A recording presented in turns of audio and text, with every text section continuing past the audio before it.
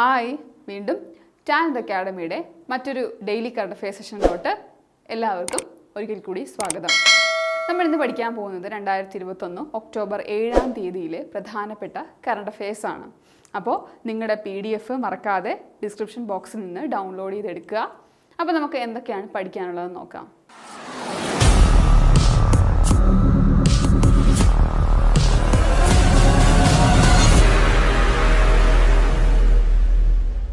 അപ്പോൾ നമ്മൾ ആദ്യം പഠിക്കാൻ പോകുന്നത് 2021 കെമിസ്ട്രിക്കുള്ള നൊബേൽ പുരസ്കാരം ലഭിച്ചവരെ പറ്റിയാണ്. ആരാണ് 2021 രസതന്ത്രത്തിനുള്ള നൊബേൽ പുരസ്കാരം ലഭിച്ചത്?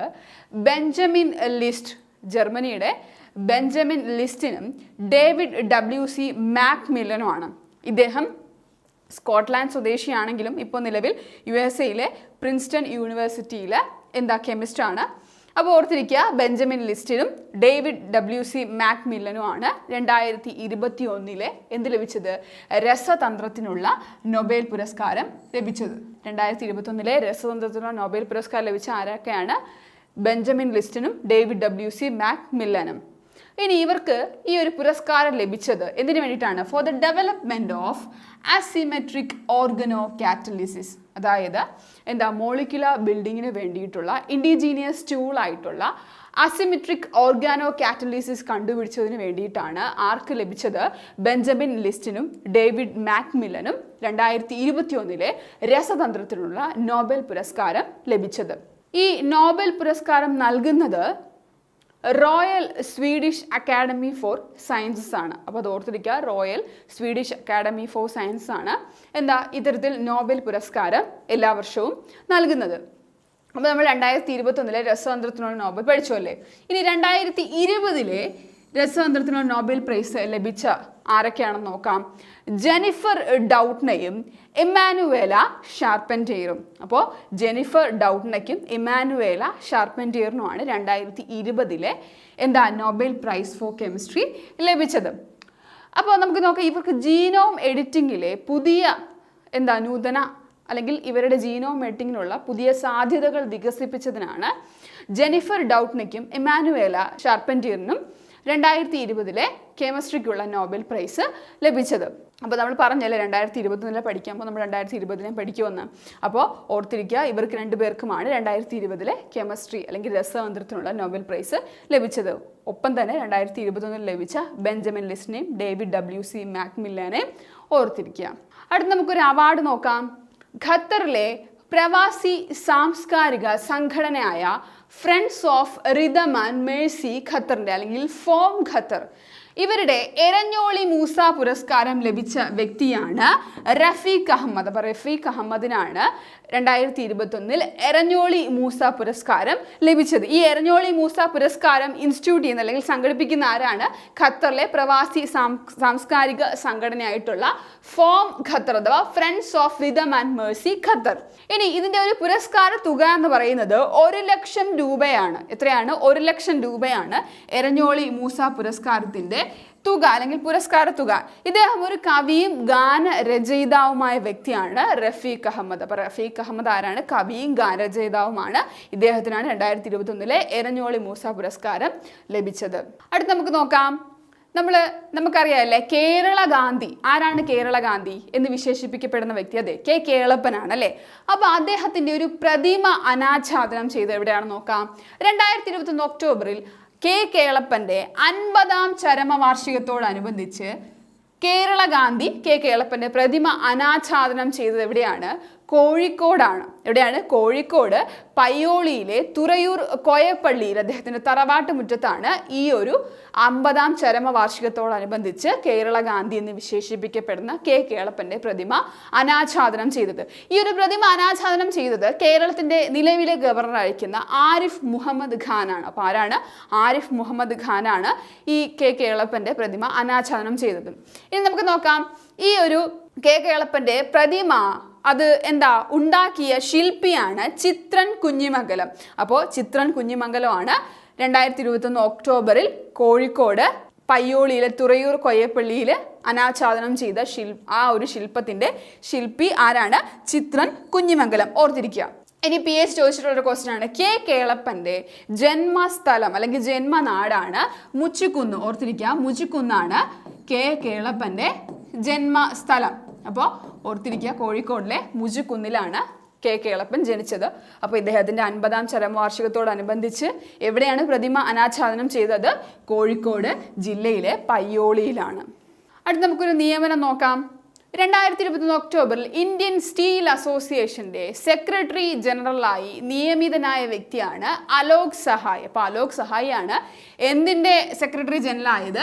ഇന്ത്യൻ സ്റ്റീൽ അസോസിയേഷൻ്റെ. ഇദ്ദേഹം മുൻപ് സ്റ്റീൽ അതോറിറ്റി ഓഫ് ഇന്ത്യയുടെ എക്സിക്യൂട്ടീവ് ഡയറക്ടറായിട്ട് സേവനമനുഷ്ഠിച്ചിട്ടുണ്ടായിരുന്നു. ശേഷം ഇപ്പോൾ നിലവിൽ ഇന്ത്യൻ സ്റ്റീൽ അസോസിയേഷൻ്റെ സെക്രട്ടറി ജനറലായിട്ട് നിയമിതനായി. അത് മാത്രമല്ല, ഓക്സ്ഫോർഡ് യൂണിവേഴ്സിറ്റിയിലെ ക്യൂൻ എലിസബത്ത് ഹൗസിൽ ഇദ്ദേഹം വിസിറ്റിംഗ് ഫെലോ ആയിട്ടും സേവനമനുഷ്ഠിച്ചിട്ടുണ്ട്. എവിടെയാണ്? ഓക്സ്ഫോർഡ് യൂണിവേഴ്സിറ്റിയിലെ ക്യൂൻ എലിസബത്ത് ഹൗസിൽ വിസിറ്റിംഗ് ഫെലോ ആയിട്ട് കൂടി സേവനമനുഷ്ഠിച്ചിട്ടുണ്ടായിരുന്ന വ്യക്തിയാണ് അലോക് സഹായ്. അപ്പോൾ നമ്മൾ പറഞ്ഞു അലോക് സഹായ് എന്തായിട്ടാണ്? ഇന്ത്യൻ സ്റ്റീൽ അസോസിയേഷൻ്റെ സെക്രട്ടറി ജനറൽ. അപ്പോൾ നമുക്ക് നോക്കാം, ഈ ഇന്ത്യൻ സ്റ്റീൽ അസോസിയേഷൻ സ്ഥാപിതമായത് 2014. അപ്പോൾ 2014 ഇത് എസ്റ്റാബ്ലിഷ് ചെയ്തത്. ഇതിൻ്റെ ആസ്ഥാനം ന്യൂഡൽഹിയിലാണ്. എവിടെയാണ്? ന്യൂഡൽഹിയിലാണ് ഇന്ത്യൻ സ്റ്റീൽ അസോസിയേഷൻ്റെ ആസ്ഥാനം. ഇപ്പോൾ 2014 സ്ഥാപിതമായ ന്യൂഡൽഹി ആസ്ഥാനമായ ഇന്ത്യൻ സ്റ്റീൽ അസോസിയേഷൻ്റെ നിലവിലെ സെക്രട്ടറി ജനറൽ ആരാണത്? അലോക് സഹായ് ആണ്. അടുത്ത നമുക്കൊരു ഇൻ്റർനാഷണൽ ന്യൂസ് നോക്കാം. 2021 ഒക്ടോബറിൽ ആദ്യമായി അന്തർവാഹിനിയിൽ നിന്നും വിജയകരമായി പരീക്ഷിച്ച റഷ്യയുടെ ഹൈപ്പർസോണിക് ക്രൂയിസ് മിസൈലാണ് സിർക്കോൺ. അപ്പോൾ ഇവർ ഒരു അന്തർവാഹിനിയിൽ നിന്ന് ഇവരുടെ cruise missile, hypersonic cruise missile കഴിഞ്ഞ ദിവസം പരീക്ഷിക്കാനായിട്ട് ഇടയായി. അപ്പോൾ ഓർത്തിരിക്കുക, ആദ്യമായിട്ടാണ് റഷ്യ ഇത്തരത്തിൽ അന്തർവാഹിനിയിൽ നിന്നും വിജയകരമായിട്ട് പരീക്ഷിച്ചത് ഹൈപ്പർസോണിക് ക്രൂയിസ് മിസൈൽ. അപ്പോൾ അതിൻ്റെ പേരെന്താണ്? സിർക്കോൺ. ഓർത്തിരിക്കുക, സിർക്കോൺ എന്നാണ്. അപ്പോൾ നമ്മൾ റഷ്യയെക്കുറിച്ചല്ലേ പഠിച്ചത്? നോക്കാം. റഷ്യയിലെ നിലവിലത്തെ പ്രസിഡന്റ് ആരാണെന്ന് നമുക്കറിയാം, വ്ളാഡിമിർ പുടിൻ ആണ് അല്ലേ.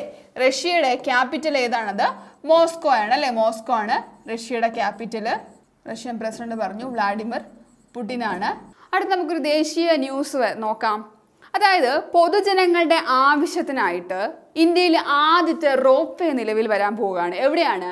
വാരണാസിയിലാണ്. എവിടെയാണ്? UP-യിലെ വാരണാസിയിലാണ് പൊതുജനങ്ങളുടെ യാത്രയ്ക്കായിട്ട് ഇന്ത്യയിലെ ആദ്യ റോപ്പ് വേ നിലവിൽ വരുന്നത്. അപ്പോൾ ഈ ഒരു റോപ്പ് വേയുടെ ഉദ്ദേശം എന്ന് പറയുന്നത് to cover an aerial distance of around 5 kilometre. അതായത് ഏകദേശം 5 കിലോമീറ്റർ ആണ് ഇത് കവർ ചെയ്യാനായിട്ട് ഉദ്ദേശിക്കുന്നത്. എവിടെ നിന്ന്?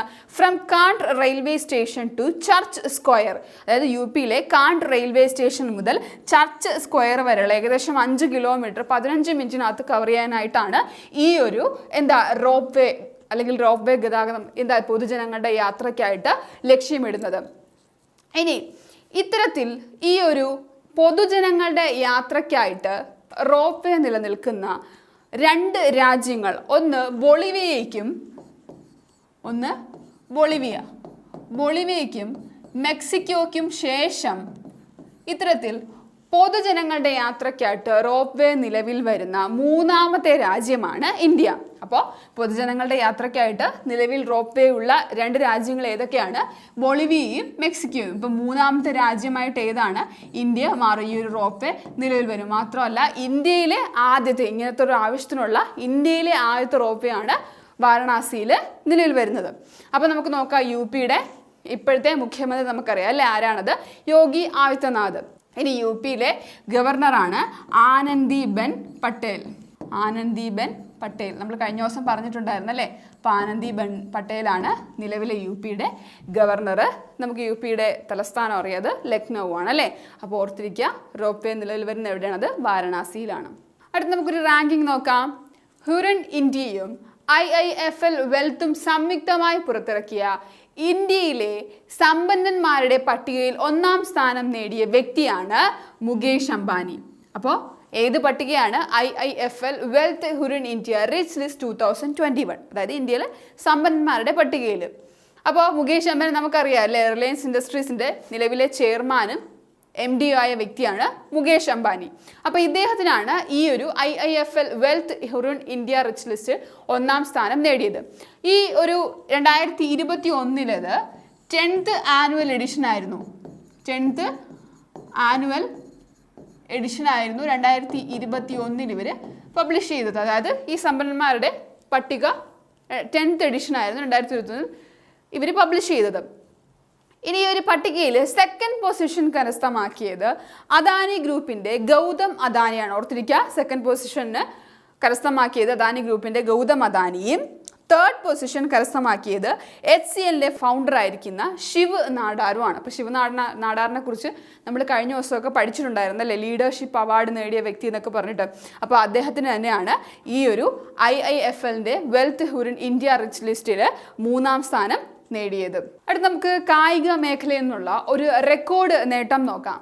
ലോക ജൂനിയർ ഷൂട്ടിംഗ് ചാമ്പ്യൻഷിപ്പ് 2021 സ്വർണ്ണ മെഡൽ നേടിയ ഇന്ത്യൻ താരമാണ് ഐശ്വരി പ്രതാപ് സിംഗ് തോമർ.